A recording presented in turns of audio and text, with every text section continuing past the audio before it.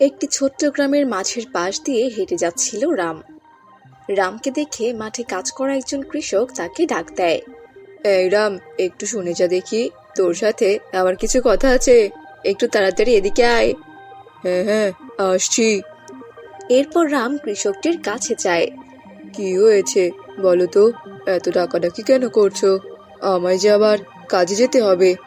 একটু আমাকে এখন তুই বল দেখি, কি করা যায়? আমার ফসলগুলো যে আবারও মরে যাচ্ছে রে। কি দেওয়া যায় একটু বলতো। মাটি, সার সব তো ঠিকঠাকই দিলাম, আর কি বাদ রইলো? তোমাকে আমি ওই দিনই বলেছিলাম সেচ দিতে, তুমি তো আমার কোনো কথাই শুনলে না। দেখো, এখন কতগুলো ফসল আধমরা হয়ে গেছে। সেচ দাও, যত তাড়াতাড়ি সম্ভব সেচ দাও। সেচ দিয়ে তারপর একটু সার দেবে, দেখবে তোমার ফসলগুলো তর তর করে বড় হয়ে যাচ্ছে। সেচ যদি না দাও তাহলে আমাকে বারবার ডাকবে না, বুঝতে পেরেছো? আমি তোমাকে আগেও বলেছি আর এখনো বলছি। এবার আমি যাচ্ছি, কিন্তু তুই এই সকাল সকালে এত তাড়াতাড়ি কোথায় যাচ্ছিস? আমার ঘরে তো লোক কম নয়, তাড়াতাড়ি গিয়ে কাজ করতে হবে, না হলে যে না খেয়ে থাকতে হবে। ও, তোর তো আবার তিনটে বউ, কি আর করবি বল? একটি বিয়ে করে কি শান্তি হয়নি তোর? আমার এতে কোনো হাত নেই, আমার মা আমাকে জোর করে তিনটে বিয়ে করিয়েছে, তাই এখন আমারই গায়ে গতরে খাটতে হচ্ছে। যাক, এইসব কথা রাখো, আমি যাই, তুমি মনে করে তোমার জমিতে সেচ দিয়ে দিও। আচ্ছা আচ্ছা রে, ঠিক আছে, তুই সাবধানে যাস কেমন? এরপর রাম সেখান থেকে চলে যায়। কৃষক রামকে যেতে দেখে বলে, ব্যাটার মাথায় কিছু থাকুক বা না থাকুক, এই ক্ষেতের কাজ বেশ ভালো করেই জানে। রাম সেদিন মাঠে গিয়ে কাজ করতে থাকে। এদিকে তার মেজ বউ পুকুরের ঘাটে বসে জামা কাপড় ধুচ্ছিল। হঠাৎই তার শাশুড়ি কমলা দেবী সেখানে আসে আর বলতে থাকে, কি গো, তোমার তো দেখছি এখনো কাপড় ধোয়াই হলো না। সে কখন এসেছো? একটু তাড়াতাড়ি হাত চালাও তো বাপু, আরো যে অনেক কাজ পড়ে আছে। তোমার বাপের বাড়ি থেকে তো তোমাকে বসে বসে খাওয়াতে আনিনি আমি। মা, সেটা তো আমি জানি যে আপনি আমাকে বাপের বাড়ি থেকে বসে বসে খাওয়াতে আনেননি, আর আমি বসে বসে খাচ্ছিও না। আমিও তো মানুষ, আমারও তো একটু সময় লাগে কাজ শেষ করতে। বললেই তো আর সব কাজ শেষ হয়ে গেল না মা। কি, আমার মুখে মুখে কিনা তর্ক? তোর সাহস তো কম নয়। বসে বসে খেতে দিচ্ছি বলে মাথায় উঠে যাবে? তা তো একদম চলবে না। ভেবেছিলাম থালা বাসনগুলো আমি নিজেই ধুয়ে নেব, কিন্তু তোর ব্যবহারের জন্য এই তোর শাস্তি। নে, এখন এই থালা বাসনগুলো ধুয়ে নে, তারপর ঘরে এসে পুরো উঠান ঝাড়ু দিবি। আর আজকের জন্য তোর খাওয়া দাওয়া সবই বন্ধ, আর এটাই হবে তোর শাস্তি। এটা বলে কমলা দেবী সেখান থেকে চলে যায়। এমনিতেও কালকে আমাকে খেতে দেয়নি, আর আজকেও কিনা খাওয়া বন্ধ করে দিল। এভাবে চলতে থাকলে যে আমি মরে যাব। পরের দিন সকালে মেজ বউ কমলা দেবীর ঘরে যায় আর বলতে থাকে, মা, আপনার থেকে আমার একটা অনুমতি নেওয়ার ছিল। আমার কাছ থেকে আবার কি অনুমতি নেওয়ার আছে তোমার? আমাকে কবে কোন জিনিস জিজ্ঞেস করে করেছো শুনি? হঠাৎ আজ অনুমতি নিতে এলে যে? মা, আমার শরীরটা বেশ খারাপ, দুদিন ধরেই না খেয়ে আছি। আমার মনে হয় না আমি আর বেঁচে থাকবো। আমার অনেক জ্বর হয়েছে, ঠিক মতো হাঁটতেও পারছি না। আমি একটু আমার মা বাবার সাথে দেখা করে আসতে চাই, আর আপনার থেকে তারই অনুমতি আমি নিতে এসেছি। কি, এত বড় সাহস? দুদিন পর ঘরে ফসল আসবে, আর তুমি এখন তোমার বাপের বাড়িতে যেতে চাচ্ছ, তাই না? যাতে সব কাজ আমায় করতে হয়। আমি এই বুড়ো বয়সে ওই দুটি অকর্মা বৌমা নিয়ে কিভাবে ফসলের কাজ শেষ করব বলো তো? তুমি তো নিজেও একজন অকর্মা। না না, তোমার কোথাও যাওয়া চলবে না। শরীর যতই খারাপ লাগুক, একটু বিশ্রাম নিয়ে নেবে, তাতেই হয়ে যাবে। কাজ না করার জন্য যত সব অজুহাত এদের। আর তাছাড়া এমনিতেও তোমাকে দেখে বেশ সুস্থই লাগছে। যাও, গিয়ে নিজের কাজ শেষ করো, আমাকে বোকা বানাতে এসেছে। মেজ বউ ঘরে চলে যায়। কিছুক্ষণ পর কমলা দেবী রান্নাঘরে যায়। সেখানে বড় বউ রান্না করছিল। বড় বউ কমলা দেবীকে দেখে বলে, আপনি হঠাৎ এখানে আসলেন যে মা? কেন, আমি নিজের রান্নাঘরে নিজে আসবো না? না না, তা তো বলিনি মা।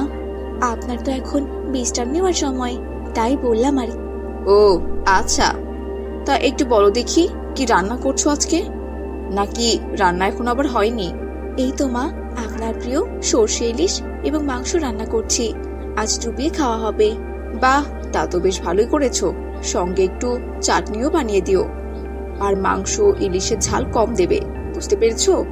তোমরা তো আবার ইচ্ছে করে রান্নাতে ঝাল বেশি করে দাও, যাতে আমি না খেয়ে থাকি এবং তোমরা তিন বউ গন্ডে পিন্ডে কিলতে থাকো। এসব আপনি কি বলছেন কি মা? আপনার ছেলে তো ঝাল খেতে খুব পছন্দ করে, তাই তো আমি ঝাল বেশি করে দিয়েছিলাম। একদম আমার ছেলের নামে দোষ দেবে না, তোমাদের মতলব বোঝা আমার হয়ে গেছে। এই বলে কমলা দেবী সেখান থেকে চলে যায়। কমলা দেবী ঘর থেকে বের হওয়ার সঙ্গে সঙ্গে ছোট বউ ঘরে এসে বড় বউকে বলতে থাকে, দিদি, এই বুড়িকে আমাদের আর কতদিন সহ্য করতে হবে? কারোর সাথে একটুও ভালো ব্যবহার করে না। মেঝোকে তো না খাইয়ে রেখেছে, ওর শরীরটা বেশ খারাপ হয়ে গেছে। আগে যদি জানতাম এরকম শাশুড়ি কপালে থাকবে, তাহলে কখনো এই ঘরে বিয়ে করে আসতাম না। কি আর করার, এসেছি যখন থাকতে তো হবেই বল। তোমার তো একটু শান্তি আছে, শুধু রান্নার কাজে করতে দেয়। আমাকে আর মেজোকে তো এদিক ওদিক দৌড়ঝাঁপ করাতে করাতে মেরে ফেললো। রান্না করা কি এত সোজারে পাগলি? রান্না একটু নুন কম হলে, ঝাল বেশি হলে, আবার ঝাল কম হলে পুরো বাড়ি যে মাথায় তোলে। তুই কি কখনো দেখেছিস শাশুড়িকে আমার রান্নার ব্যাপারে একটাও বদনাম না করে খেতে? তা অবশ্য তুমি ঠিকই বলেছ দিদি। আমি তোমার জায়গায় হলে কবে খাবারের সঙ্গে বিষ মিশিয়ে ওই বুড়িকে মেরেই ফেলতাম। এ কি বলছিস তুই? চুপ কর, চুপ কর তুই। একদম এসব কথা বলবি না, বুড়ি শুনতে পেলে আজকে আমাদের শেষ দিন হবে। আচ্ছা ছোট, মেঝোকে তো সকাল হতে দেখছি না, চল তো গিয়ে দেখি ওর শরীরের কি অবস্থা। ঠিক আছে দিদি, চলো। এরপর তারা দুই বউ রান্নাঘর থেকে বের হয়ে মেঝো বৌমার ঘরে গেল এবং তারা সেই ঘরে গিয়ে দেখতে পেল মেঝো বউ ঘরে শুয়ে আছে। ঠিক সেই সময় কমলা দেবী আসে। 2 দিন বাদে ঘরে ধানের ফসল আসবে, আর উনি কিনা এখন অসুস্থ হয়ে পড়ে আছে।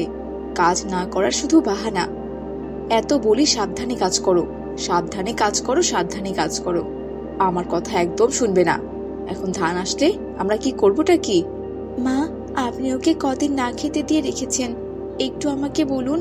আপনি ওকে 2 দিন ধরে না খেতে দিয়ে রেখেছেন, তার উপর দিন রাত প্রচুর খাটান, সারাদিন জলের মধ্যে কাজ করান। ও অসুস্থ হবে না তো কি আপনি অসুস্থ হবেন? আর তাছাড়া রোগবালাই তো বলি কই আসে না। আপনি ওকে আপনার কর্মের দ্বারা অসুস্থ করেছেন, এখন আপনি ওকে কথা শোনাচ্ছেন? এটা কিন্তু একদম ঠিক নয়। কি আমার মুখে মুখে তর্ক? আমি ওকে কখন বলেছিলাম অসুস্থ হতে? আর আমার ঘরের কাজ যদি নাই করতে পারো তাহলে বের হয়ে যেতে পারো। তোমাদের বাপের বাড়ি আছে কি করতে? হ্যাঁ, যাও, চলে যাও। আমার এরকম অসভ্য বৌমা চাই না। সারাদিন বসে বসে খাওয়াই, তারপরেও মুখে মুখে কত তর্ক করো। যাও, এক্ষুনি 3 জন বাড়ি থেকে বের হয়ে যাও। এমনিতেও ঘরে কোনো বাচ্চা কাচ্চার মুখ দেখাতে পারোনি। এই কথা শুনে 3 জন বৌমা ঘর থেকে বের হয়ে গেল। 3 জন বৌমা জঙ্গলে একা একাই হাঁটছিল। হঠাৎ তাদের সাথে এক সাধু বাবার দেখা হয়। তোমাদের কি হয়েছে মা? তোমরা এইভাবে জঙ্গলের মধ্যে দিয়ে একা একা হাঁটছো কেন? এই জঙ্গল যে ভীষণ বিপজ্জনক। 3 বউ তাদের দুঃখের কথা সাধু বাবাকে খুলে বলল। তোমাদের সাথে যা হয়েছে তা একদম ঠিক না।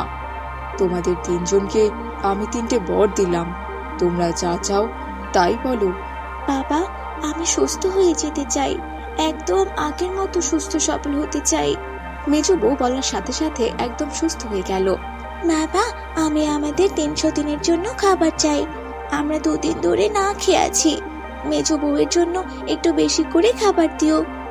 সঙ্গে সঙ্গে সেখানে খাবার প্রকট হলো। এবার বড় বউ, তুমি বলো, তোমার কি ইচ্ছে?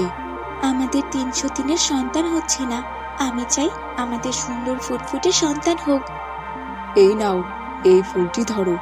এই ফুলটি নিয়ে তোমরা তোমাদের স্বামীর হাতের স্পর্শ করাও এবং একটি করে পাপড়ি ছিঁড়ে খাও, তাহলে তোমাদের গর্ভে নিশ্চয়ই সন্তান আসবে। সাধু বাবার কথা মতো তারা ফুলটি নিয়ে বাড়ির দিকে রওনা হলো। এদিকে বাড়িতে ধান ফসল নিয়ে আসে রাম এবং এসে কমলা দেবীর থেকে জানতে পারে যে কমলা দেবী 3 বউকে বাড়ি থেকে বের করে দিয়েছে। তাই রাম কমলা দেবীকে বলল, তুমি আমার 3 বউকে অনেক জ্বালিয়েছ, অনেক দুর্ব্যবহার করেছ। সন্তান কি আমাদের কারো হাতে রয়েছে বলো? নেই তো। তোমার কথা মতো আমি 3টে বিয়ে করেছি, এখন তুমি এই নির্দোষ মেয়েগুলোর জীবন অতিষ্ঠ করে দিয়েছো। তুমি নারী হয়ে এটা কি করে করতে পারলে? রামের কথা শুনে কমলা দেবী নিজের ভুল বুঝতে পারে। যখন 3 বউ বাড়িতে ফিরে আসে তখন কমলা দেবী তাদের কাছে ক্ষমা চেয়ে নেয়। তারপর কমলা দেবী জানতে পারে 3 বউয়ের গর্ভে সন্তান এসেছে।